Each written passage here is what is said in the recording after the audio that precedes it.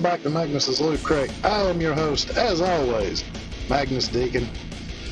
Thought it was high time I actually laid out what I look for in a figure so that when you watch the Loot Crate reviews, you can get an idea of exactly what I'm talking about, what I'm looking for, what about that figure trips my trigger. So folks, without further ado, I'm just going to slide on into it and show you exactly what I look for, what to look for, whether I think a figure's good, bad, or sideways. And with that being said, let's dive right into it. Let's do it. Okay, folks, when I'm talking about how I grade these figures, I think it's good if I go into depth about exactly what I grade these figures on. So, let's just go ahead and go through it. Number one, the feel. Now, when I get a figure in my hand, I'm curious about, okay, what does it feel like? Does it feel good in my hands? Does it feel like too light, too heavy? Depends on the figure, but entirely it's how does it feel? And that can fall into any kind of a range, but usually it's a very small range. So I'm definitely going to be grading these figures on how they feel in my hand. If I get them in my hand and I feel really excited to get a hold of that figure, then it is definitely a good figure. Alright, second thing, how does it look? Okay, when you get a figure in your hands, when you look at it, does it look good? Is it painted the way you like it? How is it sculpted? Do the faces, does the face, does all the parts and this and that look good? And the materials, do the materials look nice and sleek?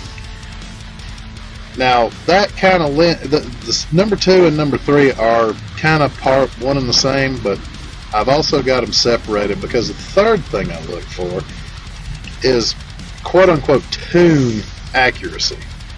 Now why the word tune is in quotes is because, well, it's not going to be tune accurate if, say, it's a movie bot. If it's one of the Bay Abominations, and yes, I call them Bay Abominations. If the figure looks like the character from the movie, then they did their job. And whether I like the figure or not, they did their job. If it looks exactly like the source material that it's being drawn from, or at least as close as it can possibly get. Now I understand that some sacrifices have to be made. That's why I like tune accuracy, but it's not a deal breaker for me. If it's not tune accurate, I'm not really going to be that heartbroken over it, to be totally fair. And that's another thing, I do try to be fair. Now, just because I'm biased in direction of a company doesn't necessarily mean I'm going to cut them any leeway if they disappoint me on any of these. I'm going to go ahead and put that out there right now. Fourth thing I look for, articulation. How well does it lend itself to being put in little poses?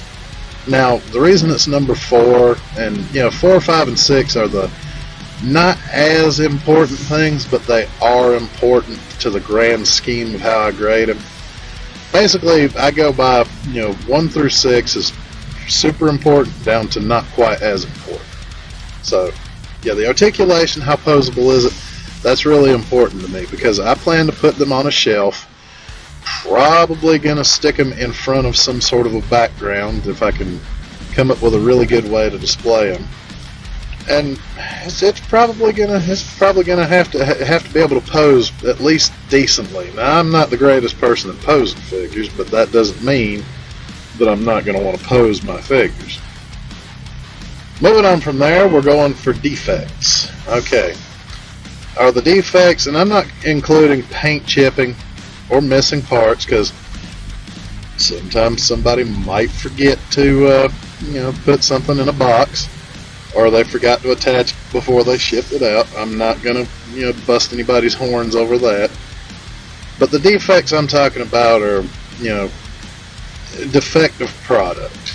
If you sit and look at a figure and you wonder, Who was the quality control guy on this one? What the hell was he doing? Taking a nap? Yeah, chances are it's probably not a very good figure. And last and least important, number 6 is scale. Now, scale is, is it masterpiece size? Is it legend size? Now, you guys know that's my two favorites, masterpiece and legends. However, if it meshes with I understand different companies make different scales. They've got their own internal scale. However, there's also, does it have generally? That's why this is least important, because as long as it's in the general neighborhood of the same size as other figures that I have, or the right size to be with that figure, I'm not really gonna fuss about it too much. But honestly, yeah, it's exactly at its level of importance at the bottom of the list. So, folks, I hope that gives you an idea of what I'm going to grade things on. Next, I'm going to show you what grades I would tend to give.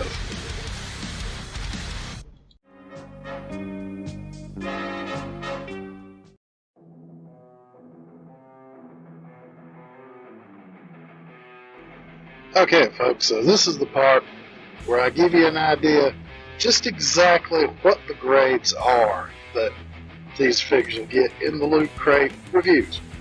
Alright, so first up, we have Loot Crate approved. I don't think I really need to explain this one to you. It's good stuff. It's highly recommended by the Loot Crate. Definitely worth picking up. So that's basically all there is to this one. I don't think I have to explain it further. As I believe the Earthlings say, lay it on me, man. Okay, now we have It's Okay, I guess. This is the stuff that meets enough of my criteria to be a good figure. I would recommend it, but not highly, if that gives you any idea of what it is. So basically, that's all there is to this one. It's good.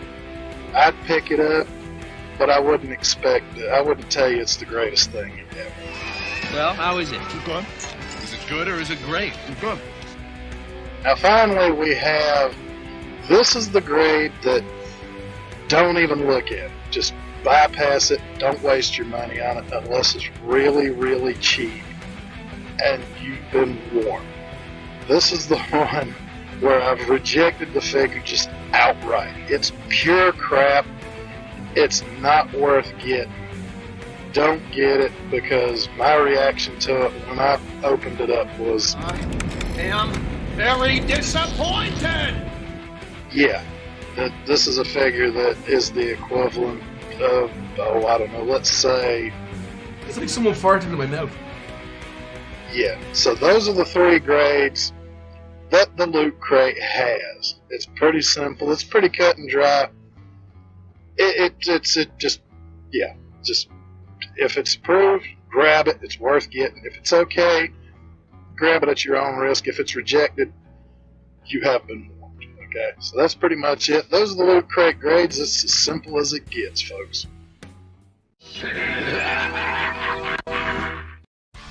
And with that, folks, hopefully you have a better idea of exactly where I stand with most of my figures, what I like, what I don't like, how my review style works, and hopefully that'll give you some idea of whether or not you like a certain figure. Now, folks, the Loot Crate is ever evolving. I'm still working on the microphone problem. Still haven't quite worked out the audio issue. It's a little easier to do with Audacity than it is with video. So with that being said, folks, I will see you all next time. Ouch! Hey, that's murder on my audio receptors.